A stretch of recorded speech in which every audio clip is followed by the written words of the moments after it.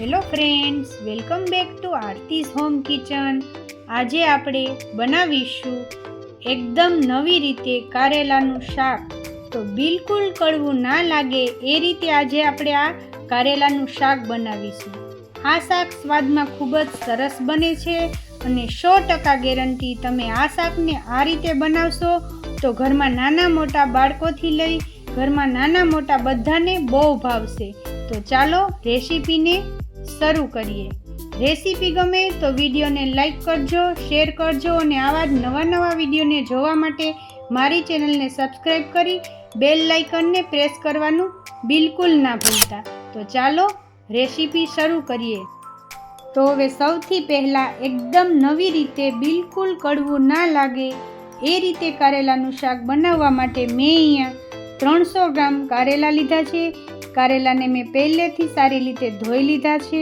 હવે કારેલાની ઉપરની થોડી જાડી અને મોટી છાલ છે એને આપણે આ રીતે કાઢી લેશું. તો બધી છાલ આપણે નથી કાઢી, મોટી અને જાડી છાલને જ કાઢીશું, કેમ કે કારેલા જેટલા જ ગુણ કારેલાની છાલમાં પણ હોય છે. તો તમે જોઈ શકો છો આ રીતે મેં કારેલાની છાલ કાઢી લીધી. હવે થોડા કારેલાનો ઉપરનો ભાગ અને નીચેનો ભાગ કાઢી લેશું. આ રીતે બધા કારેલાની છાલ આપણે કાઢી લીધી છે. હવે આ રીતે ગોળ સમારી લેશું. તો તમારે ટુકડામાં સમારવા હોય તો એમ પણ સમારી શકાય, પણ આ રીતે ગોળ સમારેલા કારેલાના શાકનો દેખાવ એકદમ સરસ લાગે છે. આ રીતે બધા કારેલાને આપણે સમારી લેવાના છે. હવે આ કારેલાના અંદરના કઠણ થોડા બીજ હોય એ આપણે કાઢી લેશું અને તમારે કૂણા હોય તો આપણે તેને રેવા દેવાના છે.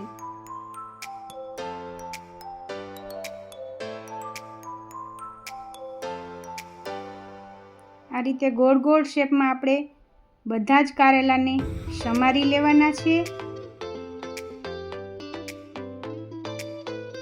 હવે આપણે તેમાં થોડું મીઠું ઉમેરી દેશું.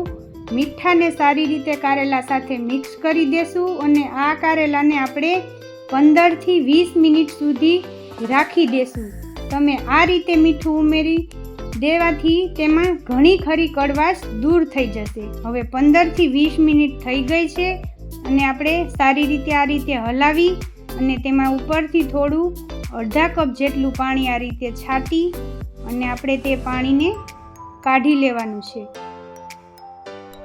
આ પ્રોસેસ કરવાથી કારેલાની કડવાશ એકદમ દૂર થઈ જશે. હવે બધું જ કારેલાનું પાણી આપણે કાઢી લેવાનું છે નિતારીને. તમે જોઈ શકો છો આપણે બધું જ પાણી નિતારીને કાઢી લીધું છે. અને હવે આપણે તેલ સાઈડમાં ગરમ થવા માટે રાખી દીધું હતું. તો એકદમ સરસ તેલ ગરમ થઈ ગયું છે. તેમાં થોડી રાઈ, જીરું અને હિંગ નાખી અને આપણે શાકનો વઘાર કરીશું. તો બધા જ કારેલાને આપણે એડ કરી દેવાના છે અને સારી રીતે મિક્સ કરી દેવાના.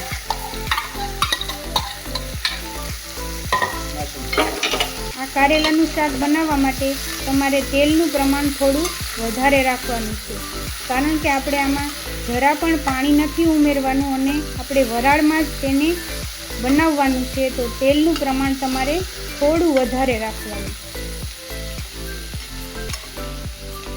આ રીતે આપણે 1-2 મિનિટ બાદ આપણે તેને હલાવતા રહેવાનું અને ઢાંકી અને આપણે તેને વરાળમાં તેને થોડું ચડવા દેવાનું.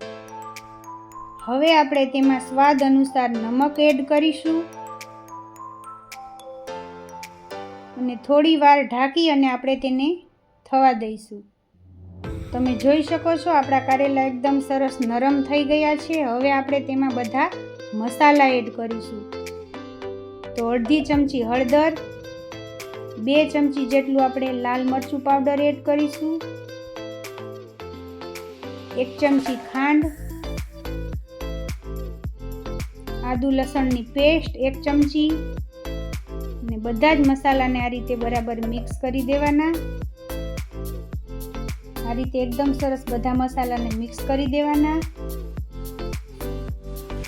અને હજી આપણે 1 ચમચી જેટલું લાલ મરચું પાવડર એડ કરીશું. ચણાનો લોટ એડ કરવાના છે એટલે થોડું ઓછું લાગતું હતું એટલે મેં ફરી પાછું 1 ચમચી જેટલું એડ કર્યું છે. હવે 2 ચમચી આપણે ચણાનો લોટ એડ કરીશું.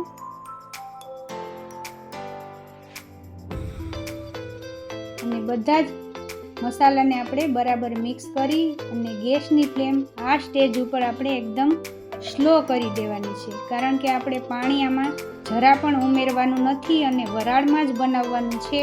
તો આપણા બધા મસાલા દાજી ન જાય એટલા માટે આપણે ગેસની એકદમ ફ્લેમને સ્લો કરી દેવાની આ સ્ટેજ ઉપર. હવે આપણે 1 ચમચી જેટલું ધાણા જીરું પાવડર એડ કરીશું.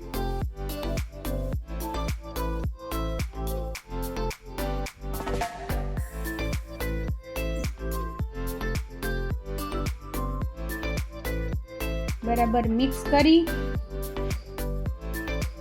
અને થાળી ઢાંકી ઉપર અને તેની ઉપર થોડું પાણી નાખી અને આપણે તેને થવા દેવાનું છે. 2 થી 3 મિનિટ સુધી વરાળમાં આ રીતે આપણે શાકને થવા દેવાનું છે અને ગેસની ફ્લેમ એકદમ સ્લો રાખવાની છે. તો 2 થી 3 મિનિટ થઈ ગઈ છે અને આપણું શાક એકદમ સરસ બનીને તૈયાર થઈ ગયું છે. તમે જોઈ શકો છો આ શાક એકદમ સરસ બને છે. તમે પણ આ રીતે એકવાર ચોક્કસથી ટ્રાય કરજો અને કોમેન્ટમાં મને જરૂરથી જણાવજો કે આજની રેસીપી તમને કેવી લાગી. આજની રેસીપી તમને પસંદ આવી હોય તો મારી ચેનલને સબસ્ક્રાઈબ કરો અને બાજુમાં રહેલા બેલ આઇકનને જરૂરથી પ્રેસ કરજો, જેથી કરીને આવનારા બધા જ નવા વિડીયોની નોટિફિકેશન તમને મળતી રહે. આજની રેસીપી તમને સારી લાગી હોય તો એક લાઈક જરૂરથી કરજો અને તમારા ફ્રેન્ડ્સ અને ફેમિલી મેમ્બર્સ સાથે શેર કરજો. આવી જ એક અવનવી રેસીપીના વિડીયો સાથે ફરી મળીશું. ત્યાં સુધી તમને બધાને મારા જય માતાજી અને જય Shri Krishna. Thank you for watching.